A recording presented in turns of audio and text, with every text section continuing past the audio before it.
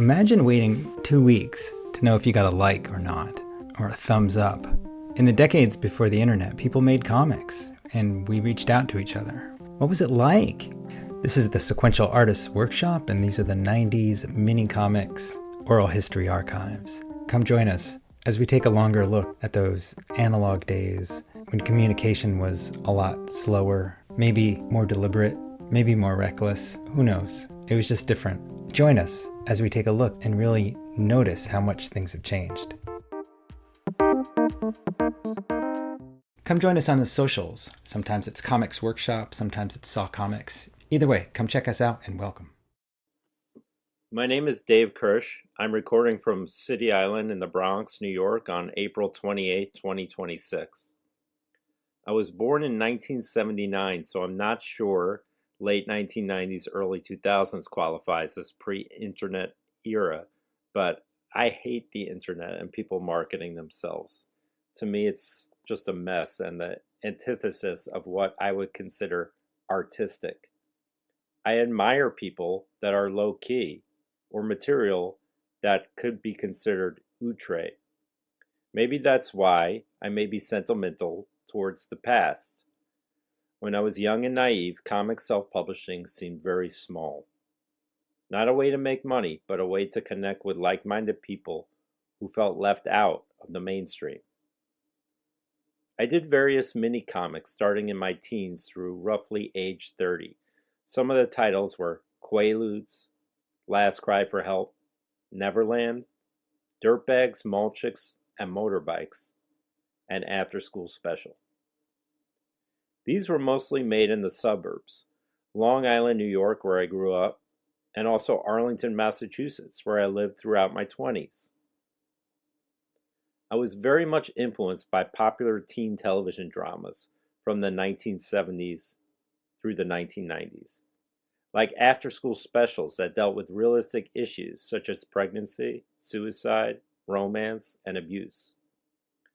But I also like shows that were contemporary to me, shows like 90210, Dawson's Creek, and later One Tree Hill. And young adult books from the 1970s and 80s by people like Paul Zindel and Kim Platt. I was totally obsessed with these things. So I tried to do my own little cheap versions of these that were personal in a comics format. I like children's picture books just as much as comics, so I never felt like you had to use specific tools or stick to a certain format. Comic book stores on Long Island were predominantly ruled by fanboy stuff, Image Comics material that I had trouble relating to. I love comics, but I also like going to the library and looking at their picture books, particularly the old or discarded ones. I mostly used different varieties of pen and ink for my comics, a Xerox machine, later a scanner. I thought of them more like little picture books than traditional comic books. Many of my early mini comics had one picture per page, like a kid's book. Also, when I drew panels and such, I often left the borders out. When I was making the zines, it was late night at Kinko's, like after midnight when no one was there. I loved that they were open 24 hours, like it was something I could do in secret. When I learned to drive, I'd sneak out and go to one far away. Sometimes I'd actually draw the comic there. Later, making books, I got into the production myself, as in scanning and using design tools like InDesign. The cartoonist David Heatley gave me my first computer where it's set up to do that and shared his knowledge about coloring in Photoshop. Before that, I usually printed between 20 and 50 copies of the comics I made. Later, when I did books, I did a print run of about 500 copies. I was into comics from a young age, particularly Archie and the Ditko Spider-Man reprints and Marvel Tales. Yummy Fur number 30 by Chester Brown was something I found at the comic shop that stood out to me. I was probably around 14 or so when that came out. There wasn't a traditional cover. The story just started on the first page. Also, it was the last chapter of a longer story, so it was kind of confusing but also intriguing. It motivated me to find the earlier issues of the story and things similar to it. That particular story was originally titled Fuck and later retitled I Never Liked You. Around the same time, I found some of the early volumes of The Complete Crumb at my local public library, so that sort of set me off in the right direction, or wrong, depending on your opinion. King Cat was something I ordered through Factsheet 5 for a couple of dollars. It came with a handwritten letter by John and also a spin and a half catalog. I think the issue I got was the first of the perfect example storyline, which was right up my alley. I ended up ordering a bunch of stuff from his catalog, which was still a print catalog at that point. I recall really liking the early James Kachalka stuff. Funkopotamus by Jerome Gaynor. Jeff Zenick was a real eye-opener. I found Souther Salazar, who was my age, in the Spin and a Half catalog. I wrote to him, and sometime later we ended up doing a zine together, but I think that was actually like 5 or 6 years later. But not long after that, it became known in galleries for his art and his paintings. I think I got some reviews in a few zines. I don't remember if Factsheet 5 was one of them. Maybe. I believe some of my comics were listed in the last print edition of the Spin and a Half catalog. That was really cool to me because I was younger than most of the other people in there. I also had comics in the 4th issue of Jordan Crane's Non, so some people saw my stuff there. In terms of a comics community, I have a mixed feeling about that in general. I didn't draw comics to join a party. My comics were made from a sense of isolation, and I was always looking for something different and unique, both to make and to read. If it was unpopular or neglected, all the better. My closest friend in comics was Dan Moynihan. I exhibited at some shows with him and admired his work. He was very talented and the nicest, most genuine person. Dan was extremely prolific, and I had a lot of respect for him. It does make me angry that he had never got to see his work more widely recognized. I went to SPX, or the Small Press Expo, in 1998 or 1999. I gave some of my mini comics to Jordan Crane, and he asked me to contribute to Non number 4. When that issue came out, I went to Boston for a signing at the Million Year Picnic. There were a bunch of other cartoonists there that I met for the first time, like Tom Devlin and Tom Hart. Later, I met Fawn Gedweiler, who was also in that issue. I feel most connected when I get a comic or zine in the mail with a letter. Someone who took the time to read my stuff and responded to it, or vice versa. Conventions and such give me a feeling of isolation. I don't really like them. The idea that the creator is also a salesperson is mostly a turnoff to me. I've admired many people in self-publishing.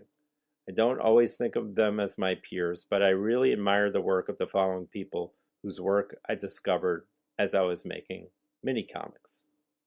Jeff Zenick, Souther Salazar, Jerome Gaynor, Craig Bostic, Dan Moynihan, Tom Hart, John Porcellino, Cole Johnson, so many more. When I was in my early 20s, I loved the zine Seth Bogart was doing, so much so that I traveled to Tucson, Arizona to meet him. He went on to a long music and art career. Later, I moved to Arizona. Dash Shaw and Todd Webb were a couple of people that always bought stuff from me when I exhibited at SPX. Cole Johnson illustrated a comic I drew called X's. I really loved the way he interpreted what I wrote. It was perfect. I don't know if collaborations affected anything, but I'd love to do other collaborations with me writing and other people drawing. What a gift it is to see how someone interprets your words through pictures. I have a great admiration for it. I've tried and failed at illustrating other people's stories. A couple of my books were published by Bodega, a small publisher that was an offshoot of Highwater Books. So those were actually distributed through Diamond. Then I got a Xeric Award for the Dirtbags book, but that had very limited distribution. It was difficult for me to sell them. I still have some boxes left. After School Special I did a Kickstarter for about 15 years ago or so. So I just sent it to the people who pre-ordered it there. I didn't make my money back either time, and I still have a lot of those books left as well.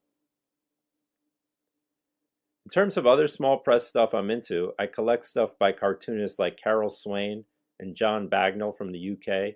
They are very original. I also found Adrian Tomine's work through the comic strip ads he had in Pulse magazine. Pulse was a free magazine distributed by and through Tower Records.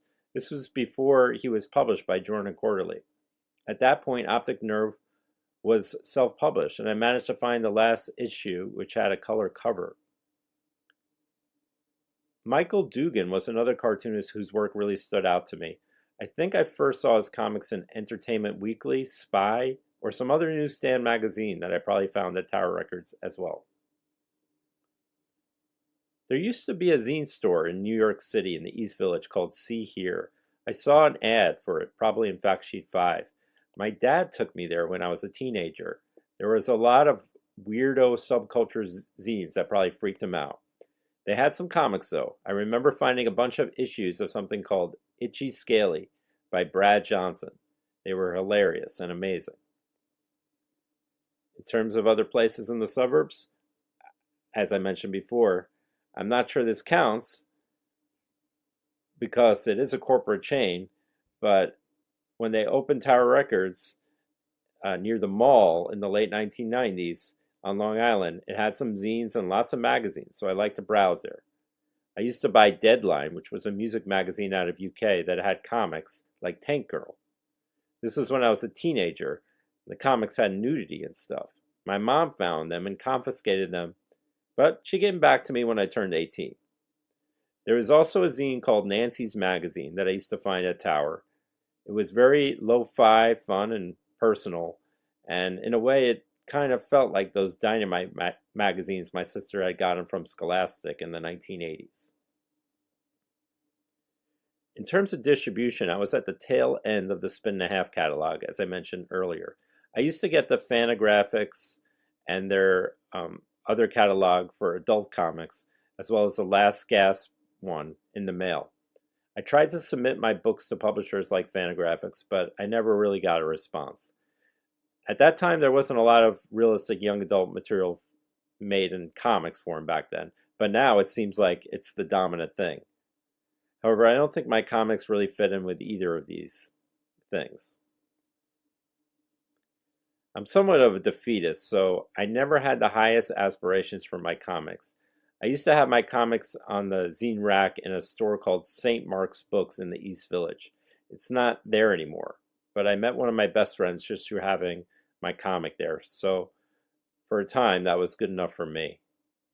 Now that I'm older, some of these views have changed, of course. I'm not sure if I'm particularly nostalgic for this period of the late 1990s zine making, or for just being younger in general, but I do maintain that we'd all be better off without the internet. Thanks for joining us. This has been a production of the Sequential Artists Workshop, or SAW. You can find us on social media at Comics Workshop and online at sawcomics.org. You can hear about our many courses at learn.sawcomics.org. SAW is a nonprofit and supported by people like you. Learn how to make a tax-deductible donation at the donate page of sawcomics.org. You can join our free community of comics explorers at members.sawcomics.org. Thanks so much for being here.